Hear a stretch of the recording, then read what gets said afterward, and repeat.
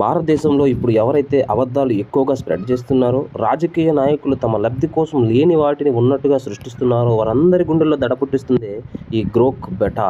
ఇది Elon Musk యొక్క ఆవిష్కరణ.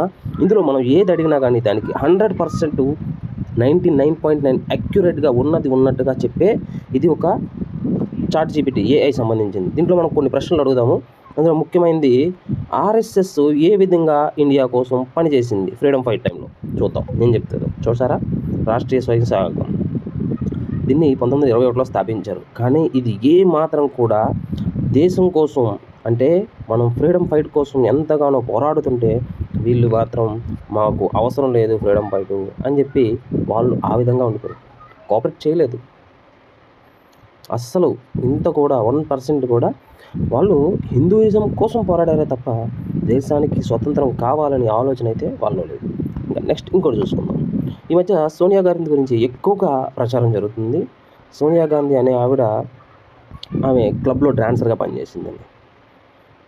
కానీ ఆమె చదువుకునే టైంలో ఒక రెస్టారెంట్లో పని చేస్తూ తన యొక్క జీవనాన్ని గడుపుతూ చదువుకొని 1960వ సంవత్సరంలో అలాంటి ఆవిడ్ని క్లబ్లో డాన్సర్గా పనిచేసింది అనే విధంగా ప్రజల్ని మోసం చేస్తూ ఆమె గురించి చెడు అభిప్రాయాన్ని అనేది తీసుకెళ్లడం జరిగింది. సర్వే తీసిన చూడండి. Detail analysis. Sonia Gandhi ఎలిగేట్ club dancing. Sonia Gandhi promoted the figure India public policy in India.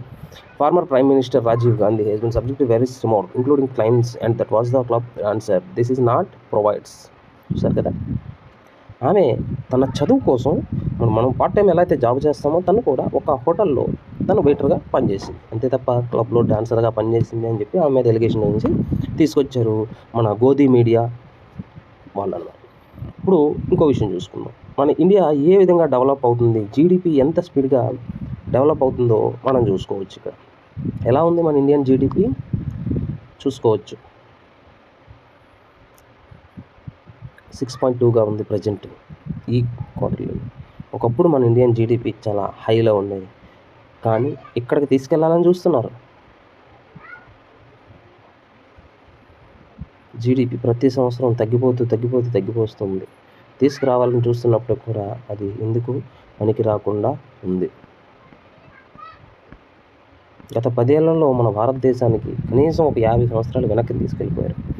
మనం పుట్టినప్పటి నుంచి ఇండియా డెవలప్ అవుతునే స్థితిలో ఉందని చెబుతున్నామే తప్ప ఇండియా డెవలప్ అయ్యింది అనే స్థితిలో అయితే కనుక ప్రజెంట్ మన దేశం అయితే లేదు. ప్రజెంట్ మన దేశం అంతా కూడా మతాలపైన, కులాలపైన, రాజకీయాలతోనే ఫుల్ బిజీగా ఉంది తప్ప కొత్తగా మనం మన దేశాని కోసం ఉపయోగపడే కొన్ని ఇన్నోవేషన్స్